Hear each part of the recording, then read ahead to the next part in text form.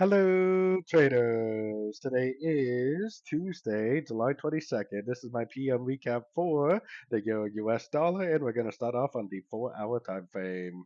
So, this morning I was saying that we should be looking for longs on the Euro dollar, and if you had listened, you probably did have a pretty nice long today. Very nice move to the upside. I honestly wouldn't be surprised if this just kept on going and going and making new highs on like the daily time frame. So, what do? I'm looking at the 1-hour time frame. Definitely not looking to go short because the daily move is up.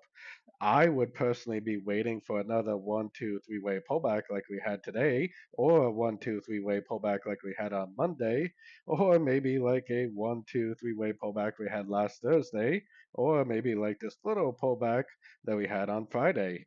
Definitely wouldn't be trying to go short. I would definitely be waiting for a three-way pullback, waiting for a Fibonacci bounce, waiting for more entries to go long, potentially for the continuation of this higher time frame uptrend.